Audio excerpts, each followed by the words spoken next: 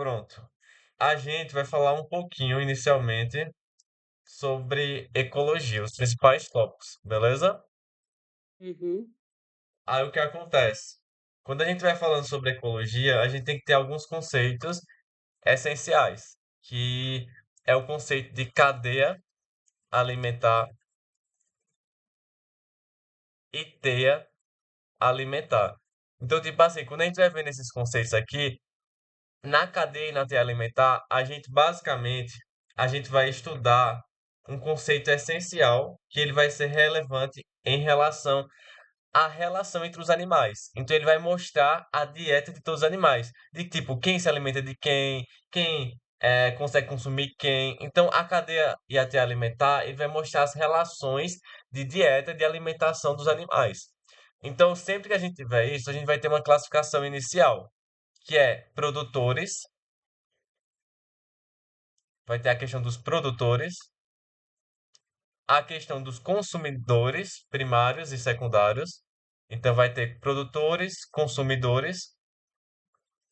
E quando a gente vai ver nessa questão dos consumidores, Laís, a gente tem que saber que tem uma diferença, que é a classificação de primário, secundário e terciário. Então, como o próprio nome diz aí, quem tiver com o nome secundário é porque está acima do primário. Então, essa parte que é mais inicial, eu acredito que tu já sabe isso, né? sim. Aham. E tem uma outra classe que vai ter. Aí lembra, tem consumidor primário, secundário, terciário, quaternário, depende do tamanho da cadeia e da teia. Mas uma coisa que a gente tem que saber disso é que tem um outro grupo, que é o decompositor. Aí em qual parte os decompositores ficam? Numa teia ou cadeia alimentar? Pergunta. Ó, quem fica no início?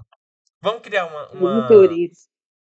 vamos criar uma Pirâmide. cadeia aqui, uma teia. Ó, Uhum. eu vou dizer que aqui vai ter. Deixa eu só pegar um exemplo aqui, para a gente pegar mais claro. Mas vamos dizer que aqui vai ter o capim no início. Sim. Aí alguém pode comer o capim. Quem tu acha que pode comer o capim? Consumidor primário. Perfeito. Mas diz um animal aí que Hum. pode comer o capim. Vaca. Um quê? Vaca. Uma vaca. Então, ó, pode ter uma vaca aqui. Pode ter também um gafanhoto. Entende? Aí vai ter também um escorpião que pode comer esse gafanhoto. Pode também ter um besouro. E esse besouro pode ser comido por uma andorinha, que é um passarinho. Que pode ser comido por um gavião. Uhum. Então, tipo assim, isso aqui vai ter diversas perspectivas. E o gafanhoto também pode ser comido pela andorinha, entende? Ou também pode ser Sim. comido por um sapo. Então, tu tá vendo que a gente tá mostrando quem se alimenta de quem? É como se fosse basicamente é, como é que eu posso dizer? Deixa eu só ajeitar aqui. O capim também pode ser comido por um rato, para dar um exemplo. A gente pode ver aqui a dieta dos animais, de quem se alimenta de quem. Então, isso aqui é muito importante para a gente conseguir ver a perspectiva. Porque, por exemplo, aqui, quem vai ser o nosso consumidor primário vai ser quem vai se alimentar do capim, né? Capim. Então, o capim, inicialmente, ele é nossos produtores. E o nosso consumidor primário, ele pode ser o gafanhoto, entende? Mas uma dúvida que eu tenho. O gavião, ele é o quê? Qual tipo de consumidor? Terciário. Terciário, por quê? Espera. Não, ele é secundário. Por quê? Depende do ponto de vista. Depende do Perfeito. referencial. Se eu vier por esse lado vermelho aqui, ó, o rato é o consumidor primário. Por que ele é o consumidor primário? Porque ele está aqui se alimentando do capim, enquanto que o gavião está se alimentando do rato. Então, o rato é o consumidor primário e o gavião é o consumidor secundário. Só que se eu for vindo do capim pro gafanhoto, pra andorinha, pro gavião, então vai ser consumidor primário, consumidor secundário, consumidor terciário. Agora, se eu for do gafanhoto pro besouro, pra andorinha, pro gavião, consumidor primário, secundário, terciário, quaternário. Entendeu? Então, Sim, a relação depende de onde você vê, porque isso é uma teia alimentar. Então, o gavião ele pode ter vários níveis tróficos, entende? Ele pode estar com um consultor secundário, terciário, quaternário. Isso vai depender da região dele, em qual ninho a gente está olhando. Mas uma coisa que eu tenho para perguntar para tu, os decompositores eles estão em qual pedaço daqui? tenho dúvida em relação aos decompositores, Pronto, porque qual? para mim eles estaria abaixo do não, não sei, eu não sei, Pronto. porque ele Tem se gente alimenta que de tudo. perfeito. Tem gente que acha que os decompositores estão no final da cadeia, entende? Uhum, Mas na realidade os decompositores eles estão em toda a cadeia, entende? Então, tipo assim, sim, estão em todos os cantos. Então aqui tem decompositor, aqui vai ter decompositor, em todos os lados. Por que vai ter decompositor em todos os cantos? Porque ele basicamente vai se alimentar da matéria orgânica. Então ele vai decompor, entende? Então os uhum, decompositores eles vão estar em todo o espaço da cadeia alimentar, beleza? Aí minha sim. dúvida é a seguinte, que eu quero tirar com você. O que é que pega e impede que ela tenha infinitos níveis tróficos? O que impede uma cadeia de ter infinitos níveis tróficos? Tu sabe dizer? Eu pensei mais no nível de energia, Perfeito. Então, como é que que funciona vai isso? diminuindo. É, Conforme em- vai aumentando os níveis, a energia vai diminuindo. perfeito. Então, é nesse sentido. Porque a energia, ela é produzida por quem? O produtor. O produtor. Mas como é que o produtor produz a energia?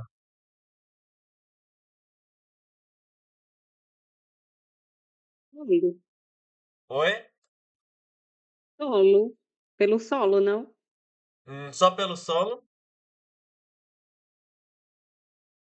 Sim, eu pensei nos fatores, né, climático, eh, ambientais. Mas o que que diferencia que os produtores conseguem produzir energia e os outros não? O que é que vai diferenciar isso?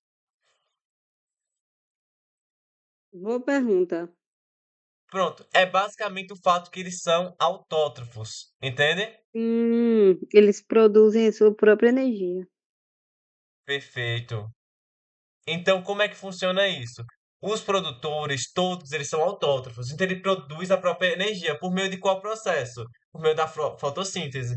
Então, como é que é a fotossíntese? Ela vai pegar água mais CO2 e vai produzir C6H12O6 mais O2. Então, essa é a fórmula da fotossíntese, beleza? E Aham, aqui você vai precisar de uma coisinha que é muito importante, que vai ser a energia luminosa. Então, vai transformar a energia luminosa em energia química, entende? Essa energia química, ela advém da energia luminosa, que ela vai estar armazenada na forma de glicose, beleza? Aí um ponto. Você tem que pegar aqui e saber o seguinte, que esse O2 ele vem justamente da quebra da água, beleza? Então você vai quebrar a molécula de água com a luz, a energia luminosa, e você vai produzir o O2. Então, às vezes tem questões que perguntam: "Ah, o O2 ele vem do CO2 ou do H2O?" Aí tem gente que acha que vai ser o O2 porque tem é, CO2, né? Mas o oxigênio vem da água. Até aí tá tudo bem? sim, Então, por tranquilo. que é importante tu saber disso, Laís? É pela questão que a gente vai ter essa capacidade de produzir energia. Só que o que acontece? A planta, ela vai ter um gasto dessa energia, né? Hum, Então, pensa, se uma planta, ao longo de um tempo, produz 1.000 calorias, nem todas essas 1.000 calorias vai repassar para o consumidor primário, concorda? sim. Porque parte disso ela vai consumir. Porque ela vai ter que fazer reações químicas, ela vai perder por calor, ela vai ter que gastar parte para produzir o seu, o seu próprio metabolismo, né? Então é como se dessas 1.000, elas tivessem consumido isso aqui que eu tô pintando de azul. Entende? Também tem a questão da morte, né, dos Isso, animais. isso. Aí parte dessa energia não vai ser repassada para o próximo nível, entende? Uhum, Então, sempre a quantidade de energia ela vai sendo reduzida de nível trófico para nível trófico. Então, o que acontece? Isso vai ter duas implicações, Laís. Primeira implicação é que a energia ela sempre vai ser menor de um nível trófico para outro, beleza? Como a energia vai ser menor, porque cada um vai consumindo parte dessa energia, significa que o último nível trófico aqui ele vai receber menos energia, concorda? Comparado com o que é sim, do produtor. Então, o que que ele vai ter que fazer? Ele vai ter que ter uma dieta variada. E também, além de ter uma dieta variada, ele vai ter que consumir muitas presas. Então, por isso, geralmente as cadeias é o quê? Um gavião ele vai consumir muitos ratos e muitas andorinhas para compensar essa falta de energia no nível trófico dele. E é também por isso, porque eu não posso ter níveis tróficos ilimitados. Uma hora para, porque uma hora a energia não chega suficiente para um outro nível trófico. Deu para tu entender? sim.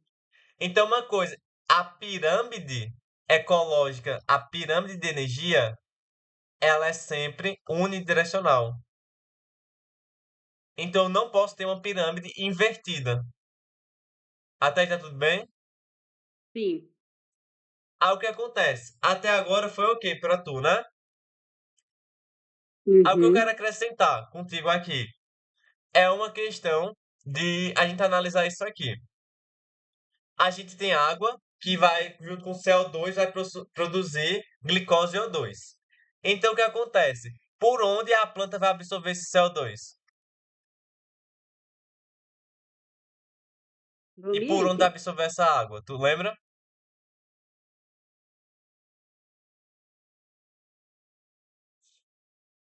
Água é pela raiz Perfeita. e o CO2 é pelas folhas. Então, pronto. A água vai ser pelas raízes. Aí, quem vai Uhum, transportar essa água para cima? Então, vai ter a plantinha aqui com as raízes. E como é que ela vai transportar essas raízes? Porque a fotossíntese ocorre na folha, concorda? sim. Então, quem é que vai transportar para cima? Como assim? Quem faz Porque, o ó, transporte? porque quando você vai absorver água pelas raízes, você vai ter que levar essa água para as folhas, concorda? Uhum, Porque a fotossíntese ocorre nas folhas. Mas para ocorrer nas folhas, eu tenho que levar água para lá. Então, para levar essa aguinha para as folhas aqui, eu vou ter que fazer um negocinho extra, que vai ser fazer o transporte da seiva bruta. Tu lembra o que é a seiva bruta? sim. Água e sais minerais. Água e sais minerais. Então, o que acontece? A planta, ela vai pegar a água das raízes, realmente aqui embaixo. Só que quando ela pegar a água das raízes, ela vai transportar para cima por meio do xilema, que vai transportar a seiva bruta, que vai ter água e sais minerais. Então, xilema, seiva bruta, água e sais minerais. E o floema vai Sim. ser seiva elaborada. Isso aí tu já tá cansado de saber, né? Que o floema vai para baixo. Aham. Aí tem aquele macete, shima. Aí o que acontece? As raízes vai Sim, levar isso. Aí o CO2 ele vai ser absorvido por meio dos estômatos nas folhas. Então o que que esses estômatos fazem? Eles vão fazer as trocas gasosas, beleza? E além das trocas gasosas, ele vai fazer a transpiração vegetal. Então o que acontece? Os estômatos ele vai permitir a abertura deles para a entrada de CO2 para fazer a fotossíntese e vai ajudar na transpiração vegetal, que vai ser a perda de água. Então, o que que a gente tem que tomar cuidado? As aberturas dos estômatos, ele vai causar perda de água. Então, o que acontece? sim. Plantas que vivem em ambientes secos vão tentar manter os estômatos fechados a maior parte do tempo. na maior parte do tempo nas plantas que vivem em ambientes secos. Então, é uma estratégia para evitar a perda de água. Beleza? Até Uhum. aí tá tudo bem? Sim. Aí uma Depois de coisa errar tanto questão assim, depois já vai, né? Então, tipo, é, para fazer a fotossíntese, eu preciso de água e CO2 para produzir glicose e O2. Só que um ponto é o quê? Qual é a organela que é necessário para fazer a fotossíntese? eita, eu esqueci. Quer ajuda? Quero. Ah, O uai, sempre cloroplasto. esqueço. Relaxa. O Verde. cloroplasto e a mitocôndria vão estar ligados com o processo metabólico da planta. Então, o que acontece? Enquanto que a fotossíntese vai ser feita pelo cloroplasto, beleza? Uhum. A mitocôndria vai fazer algo chamado de respiração celular. Respiração celular. Agora a planta faz qual das duas? Uai, fotossíntese. Uai, não é as duas não? É as duas. Lembra, a planta faz tanto fotossíntese como faz respiração celular. Aí quando ela quer transformar a energia luminosa em glicose, ela faz fotossíntese. Quando ela quer pegar a glicose e transformar em energia para poder usar os ATP, ela vai usar o quê? Respiração celular. Então ela faz os dois processos. Beleza? Esse processo aí tem uma teoria celular, não é? É isso que eu vou falar agora. A teoria Uhum. da endossimbiose. Simbiose. Isso mesmo. E o que que tem nessa teoria que é importante, a teoria da endossimbiose? É que basicamente a gente acredita que inicialmente teve uma pequena célula eucarionte, entende? Aí essa Uhum. célula eucarionte rudimentar, ela acabou absorvendo uma outra célulazinha procarionte. Então teve uma célula eucarionte rudimentar, né? Sim. E ela acabou absorvendo uma procarionte rudimentar. Uma procarionte antiga, quer dizer, deixa eu só ajeitar aqui que deu uma bugada. Pronto. Então tem uma célula eucarionte, rudimentar, beleza? Aí aqui vai ter uma outra célula que vai ser uma procarionte, beleza? Sim. Aí tu concorda que elas têm quantas membranas cada uma? Tem duas membranas. Não, essa aqui, ela tem quantas membranas? Uma só. Uma. E essa? Essa qual que você está mostrando? A procarionte. Procariano tem uma, não? Tem uma, perfeito. Só que o que acontece? Quando essa procarionte ela estiver entrando na eucarionte, o que que vai acontecer? Ela vai ser enovelada pela membrana da eucarionte. Entende? Aí Sim. qual é a noção disso? Vai ter uma célula procarionte dentro dessa célula eucarionte que ela não digeriu. Então essa célula maior, mais complexa, ela acabou não digerindo essa célula menor, a procarionte. E as duas ficaram vivendo em harmonia. Só que agora tu tá vendo que isso aqui, ele tem duas camadas. Sim. Aí uma camada é da célula procarionte e uma camada era da célula eucarionte.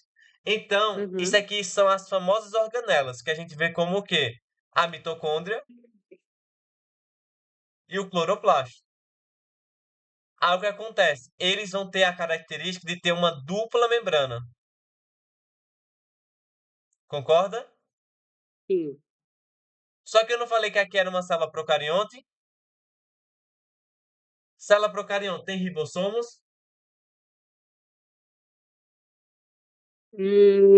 Não tem. Tem. Uma coisa que é comum a todo ser vivo: ribossomos, citoplasma e membrana plasmática. Beleza? Sim. O que que a procarionte não tem? Não tem organelas membranosas, como por exemplo retículo endoplasmático, complexo de Golgi, entende? Sim. Então o que acontece?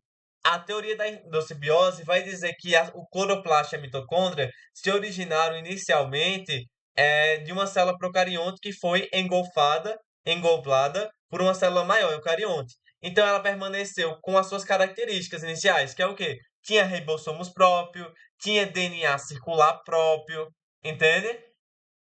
Tinha uma dupla membrana. Então, o que acontece? É, se ele tem ribossomos e DNA circular e dupla membrana, significa que é como se fosse parecido com um ser procarionte. Algo que você tem que lembrar.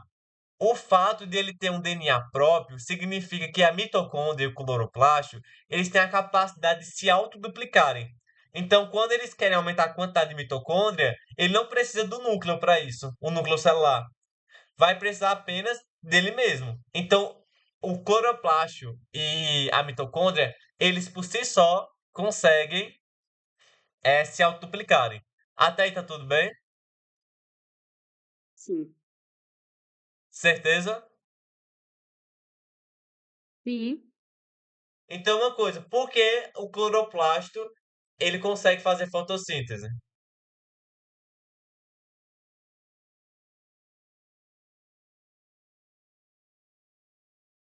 O quê?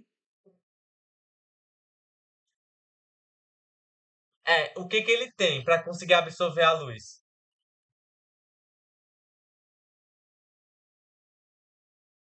Pode ir falando. Ele vai ter a clorofila, que é um pigmento. Então, a clorofila é basicamente um pigmento que ele vai auxiliar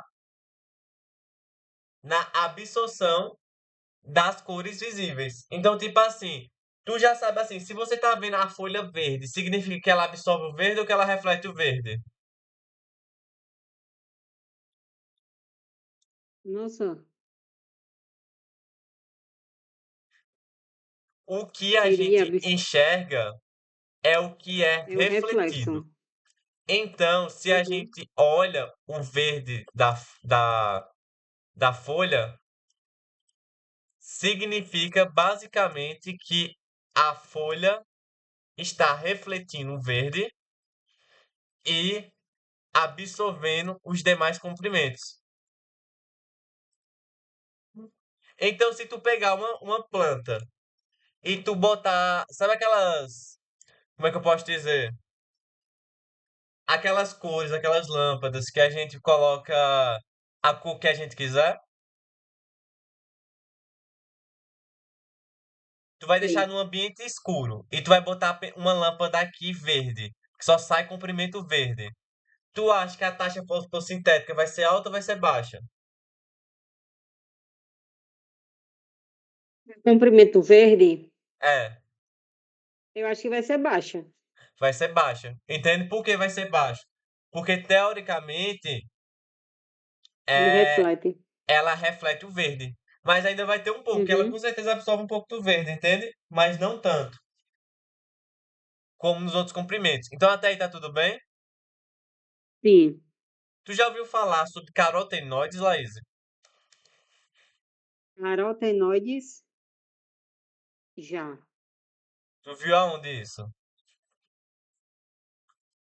Lipídios, Lipídios. Quais são as 5 classes de lipídios que a gente tem? tem os cerídeos, A gente já revisou isso uma tem outra vez, não foi? mais ou menos. Você colocou para eu revisar. Só que eu não revisei ainda.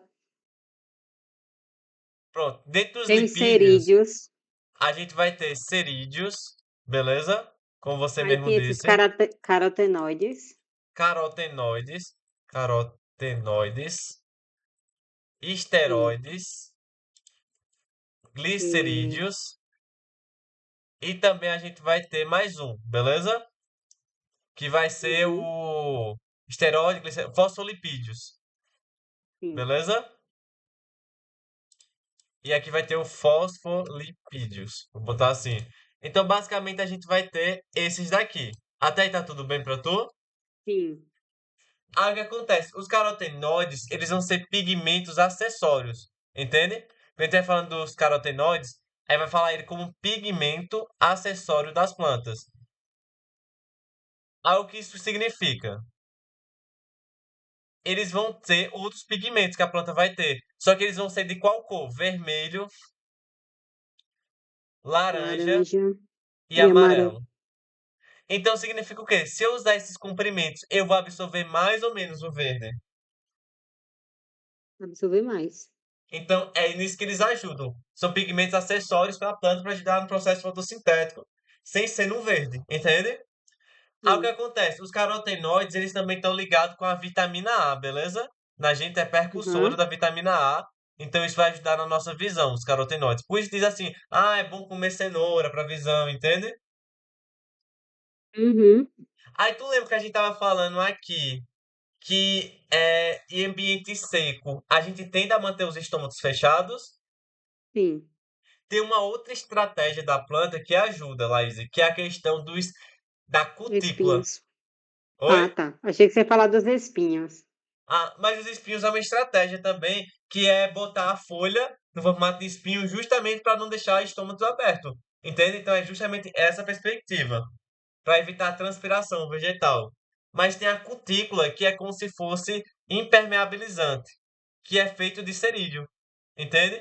Então vai ajudar na impermeabilização da folha, evitando assim a perda excessiva de água. Beleza?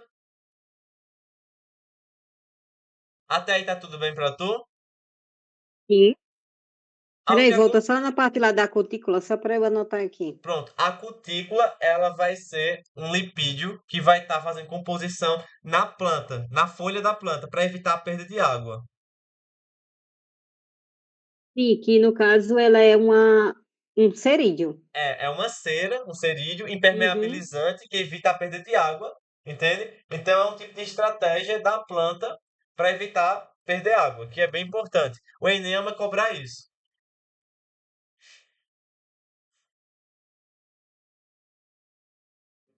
Uhum. Eu vou te dar mais Show. uma chance de tu se redimir. Tu lembra daqueles Ixi, negócios de parênquima? parênquima, coléquio. Ah, É, mas tem colênquima e é os esclerênquima, que tecidos, é tipo né? assim. Mas tu lembra assim, aquífero, tu lembra disso? Erífero, Aerífero, amilífero. amilífero, Peraí, amilífero, eu acho que é assim. E qual fez, fez. outro? Peraí, que eu vou lembrar. Vai. A- Água, a reserva energética de alimento. Isso. Eita, peraí. Quer que eu diga? Tem a ver com isso.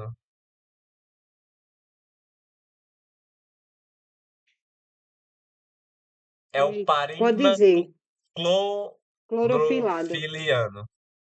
É, Então, o parênquima é mais nada do que um tecido da planta, que ele vai ter uma função de. Vai ter alguma função específica. Ele vai fazer o preenchimento da planta e vai ter uma função sim. específica. Aí a função dele vai basear. Depende se é um parênquima aquífero, é um parênquima aerífero, amilífero ou clorofiliano. Então, quando a gente pensa num parênquima aquífero, a gente vai ter o quê? Vai ser um tecido que vai ter a função de armazenar água. Então, quando a gente está falando de estratégias para evitar a perda de água, ou para, tipo assim, não morrer no ambiente seco, isso é uma estratégia. É a planta ter parênquima aquífero. Então, quando a gente fala daqueles cactos, sabe aqueles cactos que armazenam muita água? Sim. É um exemplo de estratégia, que vai ser o parênquima aquífero. Aí, quando a gente fala que a planta tem um parênquima aerífero, vai armazenar o quê? Para flutuar. A Vitória Régia. Armazena o ar. Por que é importante armazenar o ar? É justamente. Aqui eu botei sem querer, só um segundo. Ele armazena o ar justamente para evitar que a planta afunde. Então a gente vai ver isso muito em plantas Uhum. aquáticas. Agora tem gente que É. confunde o parênquima aquífero vai ficar nas plantas aquáticas, mas não. Parênquima aquífero vai estar em plantas em ambientes secos para justamente evitar a perda de água. Então aqui é o exemplo dos cactos. Enquanto que o parênquima aerífero, ele vai estar em plantas aquáticas para evitar a perda de água, beleza?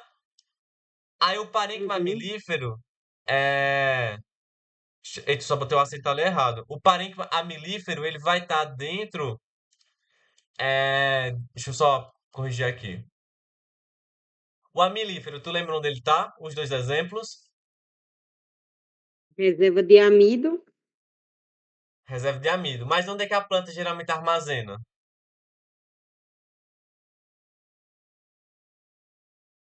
E pode dizer. Pronto. Quando a gente vai falando disso, a planta tem uma classificação, quando a gente estuda os órgãos da planta, de raízes, raízes tuberosas Aham. e tubérculo. Agora, o tubérculo é um Tubérculos. exemplo de quê? De batata. Doce, doce ou inglesa? Doce. Errado. Batata inglesa. Eu sempre confundo. Batata inglesa é um tipo de tubérculo. Por quê? O tubérculo é um caule que tem parênquima amilífero.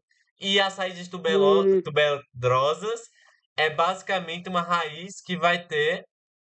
É... Gente, tô escrevendo tudo errado hoje. As raízes tuberosas vão ser raízes que vão armazenar amido. Entende? Então, raízes tuberosas é, por exemplo, a batata doce. Entendeu? aham. Então, aqui são são estratégias para armazenar amido. E o Amido. parênquima clorofiliano, ele vai estar nas folhas, justamente porque ele vai ter a clorofila. Beleza? Sim. Até aí tá tudo Volta bem lá pra um tu? pouco. Sim, tá sim. Então, tipo assim, Só pra não... ok. Sobe um pouquinho, sobe um pouquinho. Mas, não, desce, desce. Cadê o que você tá anotando de amido? O de amido eu anotei aqui, Isso. ó. Ah, aqui. É porque eu botei aqui Pronto. embaixo, porque é maiorzinho.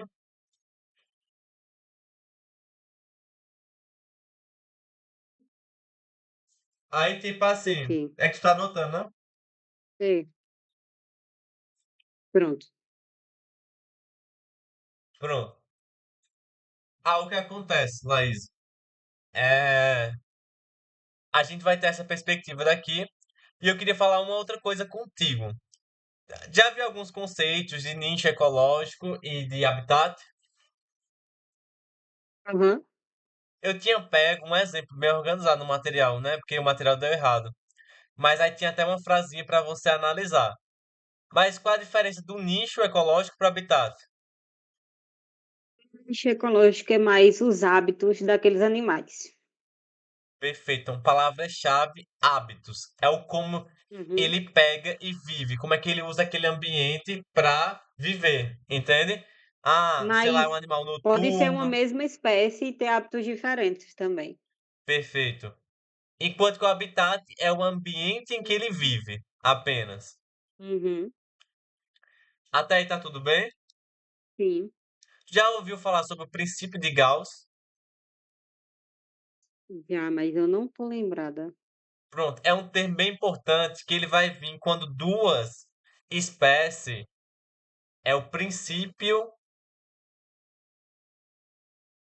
de Gauss. Ele vai ser quando duas espécies, elas ocupam o mesmo nicho ecológico. Então pensa, se eu tenho dois predadores que se alimentam das mesmas presas, tu concorda que isso vai gerar o quê entre eles? Competição. Uma competição interespecífica. Por que É. interespecífica? Porque é entre espécies Entre a mesma diferentes. espécie. Inter é entre espécies diferentes, beleza? Aham. E intra é dentro da mesma espécie. Perfeito. Então, quando a gente tem uma competição, isso vai resultar em uma disputa, onde sempre alguém ganha, alguém perde, né? Então, quando a gente tiver o princípio de Gauss, a gente vai analisar que a ocupação do mesmo nicho ecológico vai levar a uma quebra de uma das espécies. Por quê? Como elas vão estar competindo, o recurso é limitado. Pensa assim, vai ter as hienas, vai ter os leopardos, vai ter os guepardos. Três espécies ocupando o mesmo nicho ecológico. Todos se alimentando apenas de búfalos. Tu concorda que isso vai dar muito problema? Porque tem hora que os búfalos não vão aguentar, né? Uhum. Então isso resulta em três coisas. Ou na migração, a espécie mais fraca vai tentar migrar para outro canto para poder se alimentar em outro espaço, ou vai Uhum. levar a uma mudança de hábito, então ela vai começar a se alimentar de outra coisa, ou ela vai levar, infelizmente, à extinção Isso. de uma das espécies. Entende? Porque ela não vai conseguir competir. Então, geralmente, quando a gente vai ver no princípio de Gauss, a gente vai levar a esse conceito de uma competição porque ocupam o mesmo nicho ecológico, levando a três coisas: ou migração, ou mudança de hábito, ou extinção de uma das espécies. Até agora deu para pegar? Sim. Então, isso é uma das coisas assim que é muito relevante a gente saber, beleza? Aí pronto, a gente já falou sobre isso, raiz tuberosa, habitat. Ah, eu vou falar um pouco pra tu sobre. É um dos tópicos que mais cai no Enem, beleza? Que vai ser justamente a questão agora de poluição atmosférica, beleza? Sim. Então, tipo assim, poluição atmosférica, ele vai ter um dos problemas que vai ser o quê? Gases. Gases poluentes. Entende? Então, tipo assim, o que que a gente tem que tomar cuidado aqui? Como um gás poluente pode ser tóxico para a gente pode ver, por exemplo, o CO, o monóxido de carbono. É um dos piores gases porque ele vai competir com a hemoglobina. Tu lembra que é a hemoglobina? Transportei oxigênio no sangue. É uma proteína que vai ter o transporte de oxigênio no sangue. Então, tipo assim, quando você faz uma combustão incompleta, você acaba liberando monóxido de carbono. Entende? Que ele Uhum. pode acabar causando alguns certos danos para os seres humanos, porque vai competir com a hemoglobina, gerando falta de oxigênio. Beleza?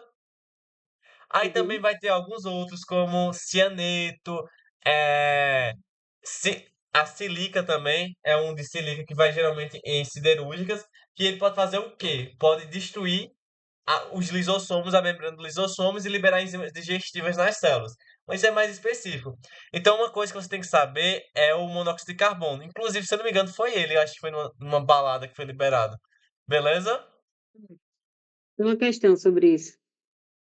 Então, até aí tá ok, né? Aham. Aí um outro problema que vai ter é em relação à questão da chuva ácida, entende? Aí o que acontece? A chuva normalmente ela é ácida, sabe? Ela normalmente é. Só que o problema é quando ela vai ficar muito ácida, acima do que devia ser. Aí quando acontece esse caso, Laís, isso ocorre principalmente por conta da formação de ácidos. Então vai ter alguns óxidos, que são gases, que vão estar na atmosfera, como por exemplo o NO2, e também o SO2. Então eles são exemplos de óxidos, beleza? Agora tu sabe identificar um óxido ácido para um óxido básico?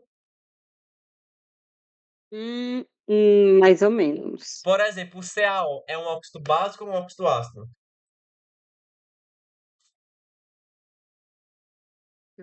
Básico. Quando o elemento aqui, o cátion, tiver NOx mais um mais 2, ele vai ser básico, beleza? Ou você pode pensar o quê?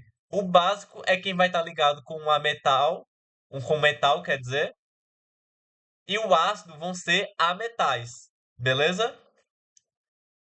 Aí você também pode ver dessa forma. Até aí tá tudo bem? Nessa parte eu me enganchei um pouco. Pronto. É uma característica que vai ter o quê? Quando você vê um óxido, vai ser um elemento ligado a um oxigênio, beleza? Então, por exemplo, assim, o CaO. Quem está ligado ao oxigênio é o cálcio, concorda? Sim. O cálcio é um metal ou é um metal? E cálcio É, é metal. um metal, porque ele é da primeira família. Então, sempre que tiver ligado a alguém que seja da primeira família, da algum metal, vai ser um óxido Básico. Espera só um segundo, minha voz falhou aqui. É, Tomar uma água. bebi. Ó, pronto. O cálcio não é um metal.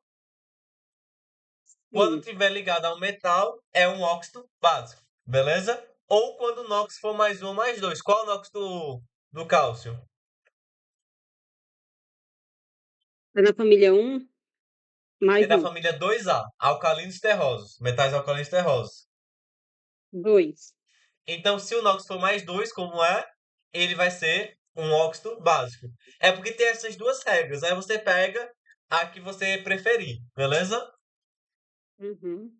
Mas, obviamente, tem algumas exceções. Porque, por exemplo, assim, alguns óxidos podem ter caráter anfótero. Tu lembra o que é caráter anfótero? Anfótero. É os dois, quando É, tem os age dois como caráter. base ou ácido. Não confundir com anfifílico, beleza? Aham. Anfifílico vai ser polar barra apolar, beleza? Apolar. Então, o que acontece? A gente vai vendo isso. Aí, o que acontece? Você tem que saber isso. Aí, aqui, é um metal ou é uma metal? Nesse pedaço daqui embaixo.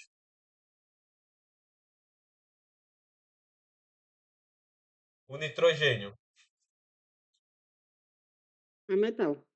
A metal. O enxofre é a metal ou a metal? É metal. A metal. Então, são óxidos ácidos, beleza? Uhum. Aí, o que acontece? É... Quando eles estiverem em contato com água, eles vão acabar formando ácidos, beleza? Isso aí vai formar a chuva ácida. Então, tipo assim, se você botar o NO2 com água, ele pode formar o ácido nítrico ou o ácido nitroso, beleza? Aí isso aí vai depender Sim. da relação, da concentração deles, entende? Então, ou ele forma o HNO2 ou o HNO3. Aí isso vai depender da concentração, de como bateu a molécula, entende? Mas ele vai formar esses dois. E aqui ele vai formar o H2SO4. Então agora eles são ácidos fortes. Então isso vai fazer o que com o pH da chuva? Diminuir. Diminuir. Ela vai ficar mais ácida do que o normal. Aí isso é perigoso, porque isso vai causar dano na vegetação e estruturas de mármore. Entende? Sim. Então a gente tem que ter cuidado com isso, da chuva ácida, beleza? Ok. Então a gente vai ter gases poluentes, chuva ácidas, aí também vai ter algumas outras coisas que é relevante para a gente estar analisando, beleza? Que vai ser o Ok. quê? Eu já falei aqui, chuva ácida, gases poluentes. Pronto. Lembra que a gente estava falando da fotossíntese? Sim. Qual é a fórmula da fotossíntese? É, água mais co Água dois com o quê? mais CO2 Beleza. Ela vai formar o quê? e glicose e O2. Perfeito. Aí o que acontece? Tu concorda que esse CO2, quando você faz a fotossíntese, você está reduzindo a concentração de CO2? Sim. Porque o Da CO2 atmosfera. vai acabar virando glicose. Aham. Beleza? Então você vai transformar em glicose. O que o que isso é importante? A glicose, ela não é um gás do efeito estufa. Então, isso é chamado de sequestro do carbono. Então, eu vou te explicar melhor o que é Uhum. isso. O que acontece? O CO2 ele é um gás estufa. O gás estufa é basicamente um gás que absorve e retém calor, entende? Aumentando a temperatura da Terra. Beleza? Então, por que é importante Sim, saber isso? Porque se você tiver uma concentração alta de CO2, a Terra vai reter muito calor, beleza? Então, se tiver uma retenção muito grande de calor na Terra, isso vai causar o efeito estufa. Então, é importante você saber dois exemplos, que é o CO2, que eu citei aqui, e o metano. Aí você tem que saber que o metano, ele vai estar mais ligado com, como é que eu posso dizer? Com os ruminantes. Então, os ruminantes acabam liberando metano na digestão dele, nos gases dele, beleza? Então, sim, o Brasil, por ter muitos ruminantes, muitas vacas, acaba tendo uma grande, assim, uma grande contribuição nessa quantidade do metano. E ele é um gás de estufa 20 vezes mais forte que o CO2. Então é muito perigoso, entende? Tá dando para tu pegar até agora? uhum, Então é justamente isso que tem a importância de você não desmatar. Então como é que você pode diminuir esse caso? É você não causando desmatamento. Ou quando for fazer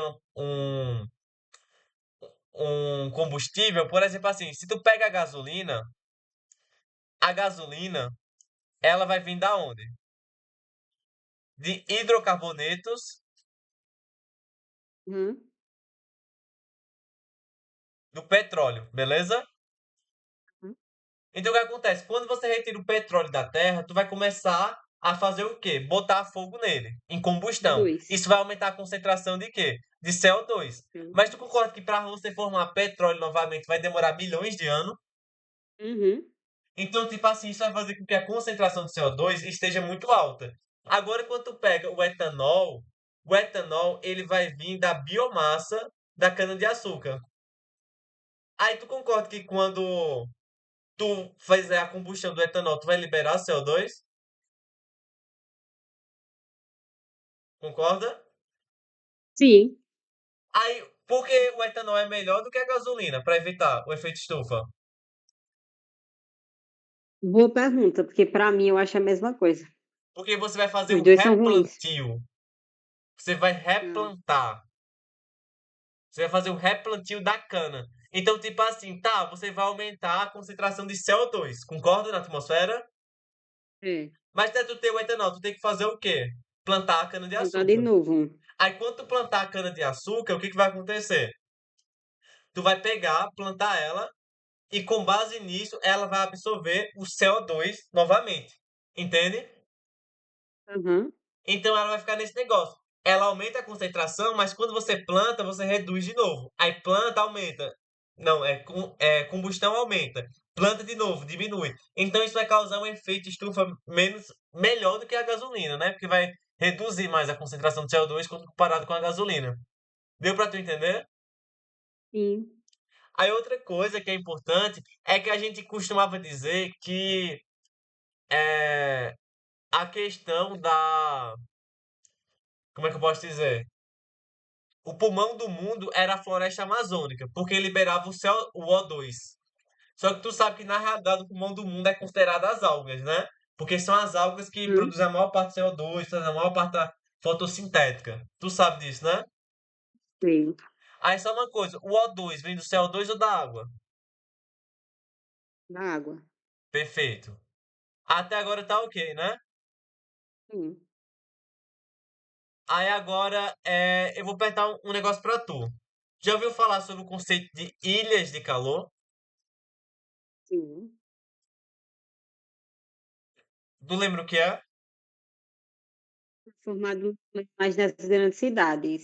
E por que isso? Tipo,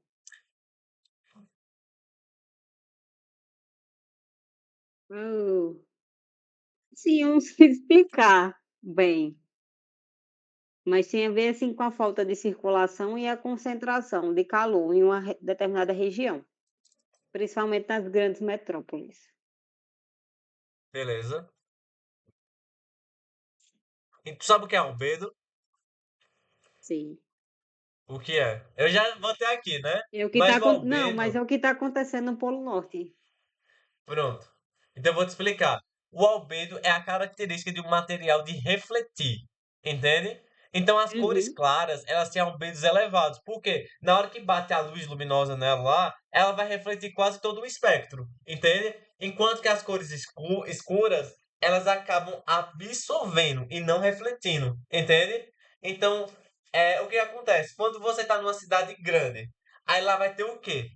Prédio em cima de prédio, prédio em cima de prédio, concorda? Aham. Então, ó, aqui vai ser prédio, A verticalização do espaço. isso. Aí vai ter asfalto, asfalto, prédio. Agora, quando você vai para uma florestinha, vai ser uma florzinha aqui, uma aguinha lá, entende? Aqui vai ter uma graminha, outras coisas. Aí o que acontece? Quem tu acha que vai ter um albedo maior? A florestinha ou a cidade? A floresta. A floresta. Então, quando o calor vem aqui bater na floresta, a maior parte dele sai. Agora, quando o calor bate aqui, ele fica por aqui mesmo. Então, isso vai gerar ilhas de calor na cidade, por conta do asfalto, por conta dos prédios. Porque eles vão absorver e reter o calor, entende? Uhum. Até agora tá tudo bem, Sim.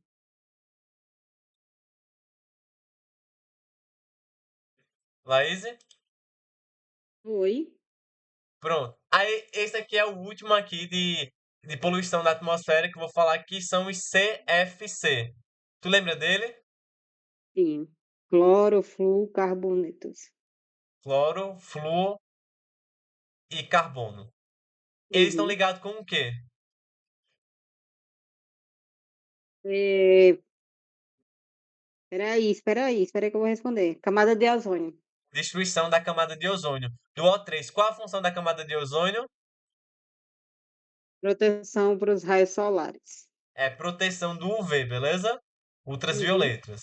Então, o CFC, eles vão estar destruindo a camada de ozônio.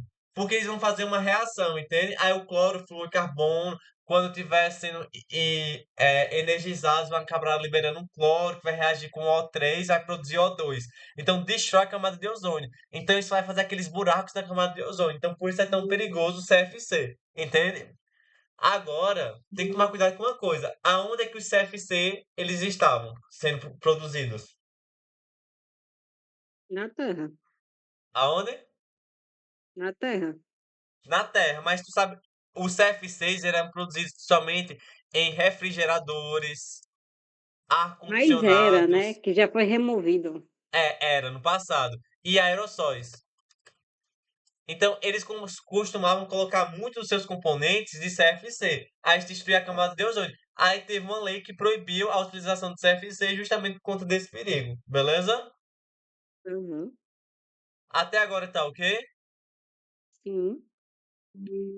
Aí uma coisa que eu Tranquilo. tenho uma pergunta para tu. Tu lembra de quais são as ligações intermoleculares? Ligações É inter. entre moléculas Ó, iônicas, metálicas. isso aí são ligações intramoleculares. Ah, essa daí já é a ponte de hidrogênio. É. Inter é entre moléculas. É tipo, não tem relações ecológicas intraespecíficas. Intra é da mesma Uhum. espécie. Inter é entre espécies diferentes. Mesma coisa na ligação. Intra, com A, é na mesma molécula. Inter é entre moléculas diferentes. Então, as ligações intramoleculares é iônica, covalente e metálica. Enquanto que as intermoleculares, elas vão ser o quê? Ligação de hidrogênio, entende? Vai ser o que Sim. mais? Dipolo, dipolo, Polo de polo. dipolo induzido e um dipolo, entende?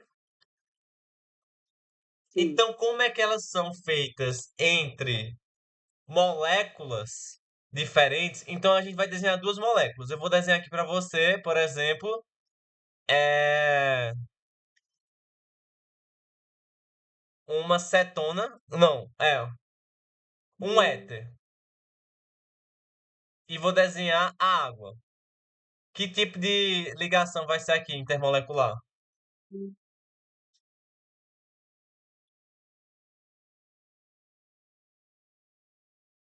Sim.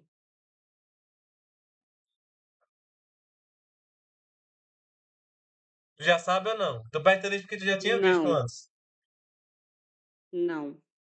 Ó, a ligação de hidrogênio, ela vai acontecer quando você tiver um fóton ligado a outro fóton, mas no meio deles vai ter um hidrogênio no meio, beleza?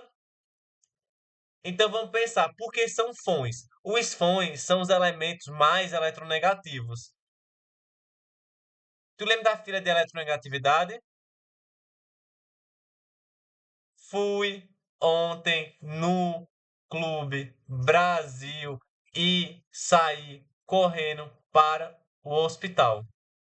Aí a fila de eletronegatividade, ela vai De baixo para crescer cima. assim, ó. Então, o flúor é o elemento mais eletronegativo. Então, quando a gente vai ver um fóton ligado com hidrogênio próximo de outro fóton, isso é uma ponta de hidrogênio. Ó, o fóton é o quê? O flúor, oxigênio, nitrogênio. Aqui eu tenho qual elemento do fóton?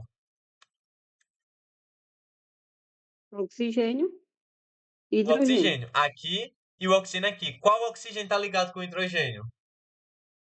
Nitrogênio nenhum. Com hidrogênio. O hidrogênio primeiro. Esse aqui, concorda? Aham. Aí tu concorda que aqui eu tenho um fóton. Qual é o fóton? É o oxigênio.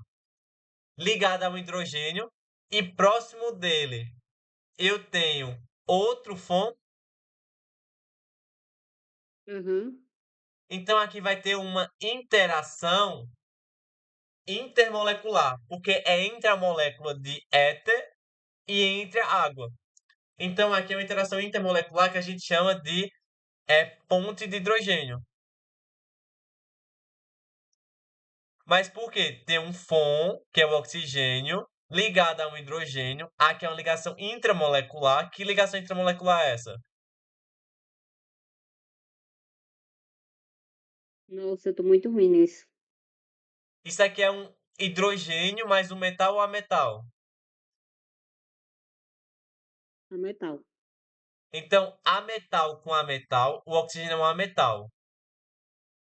Então, quando a gente vai falando hidrogênio mais ametal ou ametal com ametal, a gente está falando de uma ligação covalente. Beleza? Uhum. Aí, se for uma ligação de um metal com metal, ligação metálica. Se for um metal com ametal ou um metal com hidrogênio, ligação iônica. Beleza? Uhum. Aí vai ser isso. Aí, quando a gente vai falando de ligação de hidrogênio, é um fóton com hidrogênio próximo a outro fóton. Agora, quando a gente vai falando de dipolo-dipolo, a gente está falando de um composto polar com outro polar, mas sem um fóton. Entende? Então, se tiver o fóton, ponto de hidrogênio. Se não tiver, é dipolo-dipolo. Beleza? Às vezes eu tenho dúvida de identificar o elemento polar na cadeia. Pronto. Como é que a gente faz isso? A gente tem que ver a fila de eletronegatividade. Então, para você saber se uma molécula é polar, você tem que ver quais são os compostos. Por exemplo, assim, ó, o HF é polar ou é apolar?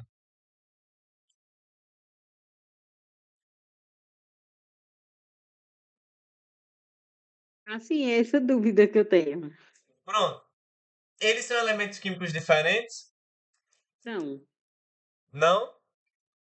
não, São. Um é o flúor e outro é o hidrogênio. Então, quem é mais eletronegativo? o flúor. O flúor. Então, eu tenho um vetor apontando para quem? Para o flúor. A molécula tem um vetor resultante, então a molécula vai ser polar. Agora, bora fazer o CO2. Quem é mais Tá, eletronegativo? O oxigênio ou o carbono? oxigênio. Então, eu vou apontar aqui para cá e aqui para cá. A ligação entre o oxigênio e o carbono é polar ou é apolar? Vamos lá. Polar. Porque são elementos químicos diferentes. Mas a molécula de CO2 é apolar ou polar? O vetor resultante aponta para onde? Ambos. Mas então quer dizer que esse corta com esse. Então ele tem vetor resultante? entendi. Não, então a molécula é apolar, mas as ligações são polares. Deu para entender?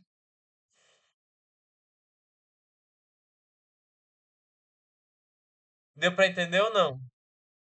Sim.